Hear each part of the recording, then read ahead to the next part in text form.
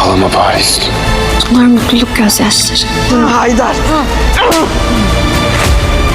Haydar benim. İşte aradığım. This episode is exactly that moment, because tonight, the story is no longer about who will win, it's about who will survive. It begins in a deceptively peaceful way. Ateş and Mercan are together, sharing a quiet and loving moment. Everything feels calm, almost too calm, as if the story itself is holding its breath before something dark arrives. Then everything changes. Mercan notices blood. It is a small detail, but it completely shifts the emotional tone. Because in this story, blood is not just violence. It is truth spilling out. A hidden reality that can no longer stay buried. When Ateş tries to calm the situation, Mercan doesn't hear comfort. Instead, she begins to feel that something is wrong, something connected to her family. Deep inside, she already senses that the storm is getting closer to the people she loves most. Meanwhile, tensions rise between Zar and Hader once again. Their meeting is silent, but extremely intense. No shouting, no physical fight, just psychological pressure. Zar doesn't attack directly. Instead, he targets Hader's emotions, especially his weakness, love and family. And that is what makes him dangerous. Because emotional attachment is always easier to break than physical strength. Hader tries to stay strong, but the cracks are already visible. This is no longer just a conflict, it's becoming a psychological war. At the same time, another shift begins when Ateş and his brother talk about revenge. But this time, revenge doesn't sound emotional. It sounds calm. And that is far more terrifying. Because calm revenge is not anger anymore, it is a decision. A promise that something irreversible is coming. Once revenge becomes certainty, tragedy is no longer avoidable.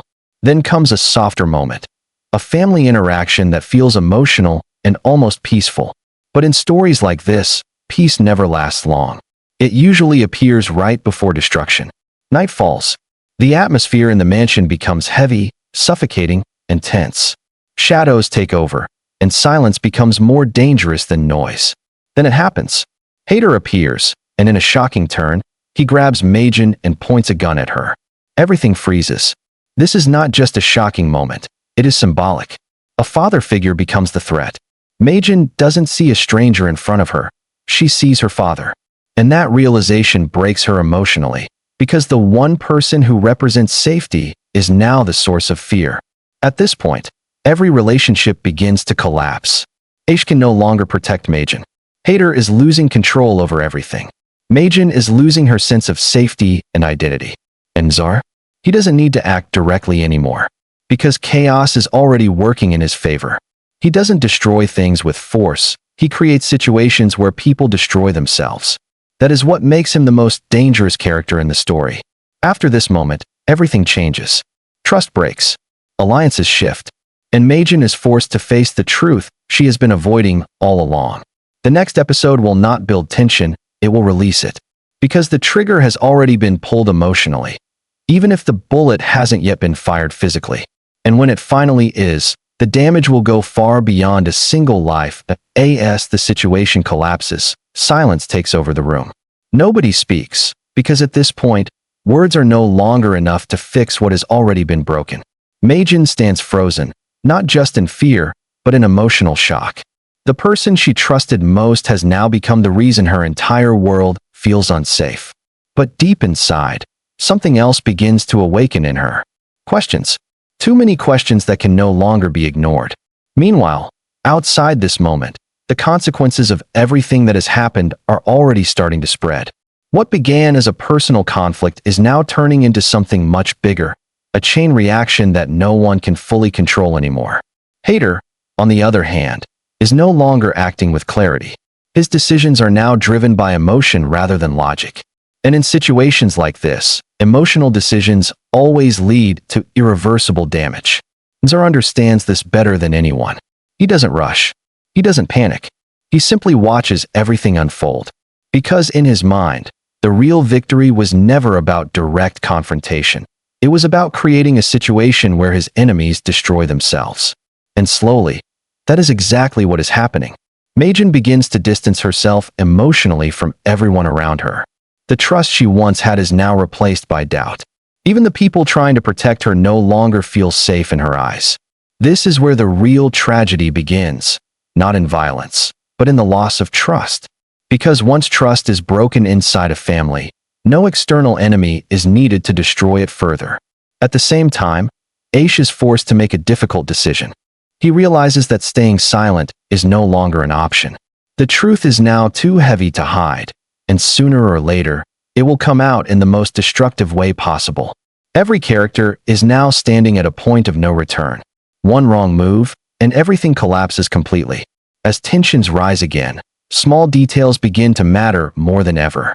A look, a pause, a silence, everything now carries meaning. The atmosphere is no longer just tense, it is unpredictable. And that unpredictability is what makes it dangerous.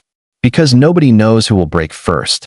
Mercan starts to question not only others, but also herself. She tries to understand whether everything she believed until now was real, or just an illusion built to protect her from the truth. This internal conflict becomes more intense than any physical confrontation. Meanwhile, Nazar continues to influence events from the shadows. He never forces outcomes. He simply creates pressure points and lets emotions do the rest. And emotions, under pressure, always explode eventually. As the story moves forward, it becomes clear that this is no longer just about family, or revenge, or loyalty. It is about survival, emotional, psychological, and personal survival. Every character is now fighting their own inner war. And in wars like this, even winners lose something they can never get back. The next phase of the story is not about resolution. It is about consequences. Because what has already started cannot be stopped anymore. As the tension deepens, the atmosphere around them begins to feel heavier than ever before. It is no longer just emotional pressure. It feels like something is closing in from every direction. Mercan is now trapped between truth and fear. Every new discovery forces her to rethink everything she believed about her family, her identity, and even her past. Nothing feels stable anymore. Everything she once trusted now feels uncertain. And uncertainty is the most dangerous state for the human mind. Because when people lose certainty, they start to break from inside. Hader, on the other hand, is reaching his limit. The weight of his decisions, his silence, and his past actions are all coming together at once. He can no longer control how events are unfolding. And the more he tries to control them, the worse everything becomes. This is the point where control turns into chaos. Nazar continues to stay in the background, but his influence is everywhere. He is not physically present in every scene, yet his impact can be felt in every decision, every conflict, every emotional collapse. He has already achieved something far more powerful than direct confrontation. He has changed the psychology of everyone involved. Ateş now feels trapped between loyalty and truth. He knows that whatever he chooses, someone will suffer. And in situations like this, every choice feels like a loss. There is no winning move anymore. Only consequences. Mercan begins to isolate herself emotionally. She stops expressing her thoughts openly. The people around her can see the change in her, but they don't know how to reach her anymore. This emotional distance becomes more dangerous than any argument. Because silence always creates misunderstanding. And misunderstanding creates conflict.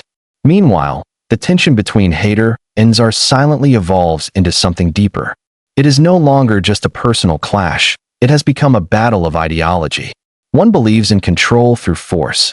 The other believes in control through emotional destruction. And both are dangerous in their own way. But what makes this situation truly unstable is Mercan's position in the middle. She is no longer just a participant in this story. She has become the center of it. Every decision, every action, every hidden truth is now connected to her in some way. And she slowly starts realizing this. That realization changes everything. Because once someone understands they are the center of a conflict, they can never unsee it. The emotional weight becomes unbearable. Mercan starts questioning not only others, but also memories from her past. Things she once ignored now feel suspicious. Conversations she once trusted now feel meaningful in a different way. Her entire reality is being rewritten in her mind. And that is a painful process. Because truth does not always bring peace. Sometimes, it destroys the peace you already had. As the story continues to unfold, small cracks in every relationship begin to turn into visible fractures. trust is no longer just weakening, it is collapsing. And once trust collapses, everything else follows. Even love becomes unstable. Even family feels unfamiliar. Even protection starts to feel like danger. This is the turning point where every character realizes something silently. Nothing will ever go back to how it was before. The damage is already done. And now, they are all just waiting for the final collapse. As the truth slowly starts to surface, the emotional weight becomes unbearable for everyone involved. Nothing feels simple anymore. Every conversation now carries hidden meaning, and every silence feels louder than words. Mercan is no longer just reacting to events, she is analyzing them. Piece by piece, she starts connecting things she ignored before. Small moments from the past now feel suspicious. Conversations she once trusted now feel like they had double meanings all along. And that realization changes her completely. Because once someone starts questioning their entire reality, they can never go back to how they used to be. Meanwhile, Ateş is reaching a point where he can no longer separate emotion from responsibility. Every decision he makes now feels like damage control, but each attempt to fix things only creates deeper cracks. The situation is slipping further out of his control, and he knows it. But what he doesn't realize is that some situations are not meant to be controlled anymore. They are meant to unfold. Nazar continues to stay silent in the background, but his silence is more powerful than action. He doesn't need to interfere directly anymore, because the system he created is already working on its own. People are now reacting to each other without him even being present. That is his real influence. Ateş is now fully trapped in emotional conflict. He understands the truth, but revealing it could destroy everything. Staying silent, however, is also no longer an option. He is stuck between two types of destruction, immediate or delayed. And both outcomes are painful. Mercan, on the other hand, begins to emotionally detach from everyone around her. She no longer trusts easily. Even comfort feels suspicious now. Even care feels uncertain. This is what trauma does. It doesn't just break trust, it rewires perception. Everything becomes questionable. Even love, even family, even protection. As pressure continues to build, the relationships that once held everyone together begin to weaken further. Arguments are no longer direct. They become subtle, controlled, and psychologically heavy. Nobody is fully honest anymore. Everyone is hiding something. And that is exactly what makes the situation more dangerous. Because hidden truths always find their way out, usually at the worst possible time. Slowly, the story moves toward a point where silence will no longer be possible.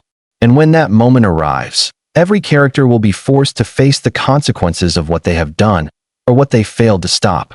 At this stage, it's no longer about who is right or wrong. It's about who survives the emotional collapse that is coming. Because everything now is leading toward one final breaking point. And once that point is reached, nothing will remain the same again. The tension doesn't explode all at once, it builds slowly, like a storm refusing to break, but making its presence impossible to ignore. Mercan starts noticing something even more disturbing. The people around her are not just hiding facts, they are hiding emotions too. It's as if everyone has learned how to smile without meaning it. And that scares her more than any truth ever could. Because lies can be uncovered. But emotional distance is harder to detect, and even harder to fix. Ateş, on the other hand, reaches a breaking point where logic and emotion finally collide. He begins making decisions not based on what is right, but on what will reduce damage in the shortest time. But damage control decisions never truly end damage. They only redirect it. Every step he takes now creates a reaction he didn't predict. People start acting differently around him, not openly against him, but no longer with him either. That shift is subtle, but permanent. Nazar continues to remain invisible in action, but present in effect. His plan doesn't need his voice anymore. It is now living through the choices of others. And that is where his real victory lies. Because control is most powerful when it no longer looks like control. Ateş begins to break internally. The burden of truth becomes heavier than the fear of consequences. He starts questioning whether honesty is really the right choice, or just the most destructive one. He looks at every possible outcome and realizes, no matter what he does, someone will lose something they can never recover. Mercan, meanwhile, starts isolating herself completely. Not physically, but emotionally. She is present in conversations, but but absent in connection. She hears people, but doesn't feel them anymore. And that disconnect changes everything. Because once a person stops feeling others, understanding them becomes impossible. The relationships around her begin collapsing quietly. No dramatic fights. No loud endings. Just slow emotional withdrawal, like threads loosening one by one until nothing holds together anymore. And yet, the most dangerous part is still ahead. That moment finally arrives when silence can no longer hold the weight of everything unsaid. It begins with something small, a single conversation that was supposed to be normal, but isn't. Machen is the first one to sense it. Not because someone tells her the truth, but because the atmosphere itself changes. The hesitation in voices. The pauses that last too long. The eyes that avoid contact for just a second too many. Everything feels coordinated, yet unspoken. And that is when she understands. Something is about to break. Hader tries to step in before things escalate, but for the first time, even his words lose their influence. The control he has been holding on to starts slipping, not because someone challenges him directly, but because no one is fully listening anymore. People are hearing him, but they are already elsewhere mentally. Zar finally shifts the pattern without even appearing in it. One truth surfaces, not fully, not cleanly, but enough to disturb the balance. And that is all it takes. Because in a fragile system, even partial truth behaves like a detonator. Atesh reaches his limit. He realizes he can no longer carry both silence and guilt. His breathing changes the moment he understands there is no safe option left. And for the first time, he speaks. Not everything, but enough. The room doesn't explode immediately. It freezes. Because truth doesn't always create chaos right away. Sometimes it creates disbelief first. Machen hears it, but doesn't react instantly. Her mind refuses to accept it as reality. It feels like the world is rejecting its own structure. But then the pieces connect. Everything she questioned before, everything she ignored, everything she felt but dismissed, suddenly aligns into a single painful clarity. And that is the moment something inside her changes permanently. Not loudly, quietly, irreversibly. Hader tries to explain, to fix, to control the damage one last time. But now, there is nothing left to control. Because control only exists where trust exists. And trust has already collapsed. Zar remains absent physically, but his presence is everywhere in the consequences. He doesn't need to defend himself. The system he created has already done its job. People have turned the truth into their own reactions. And that is the final form of manipulation. When the creator no longer needs to act. Only observe. Machen steps back from everyone. Not out of anger. Out of clarity. Because she finally understands something painful but simple. Some truths don't come to heal you. They come to change who you are after learning them. The relationships don't end in a dramatic explosion. They end in silence. Heavy. Final. Unfixable. And as everything settles, one reality becomes clear for all of them. What broke here was never a single moment.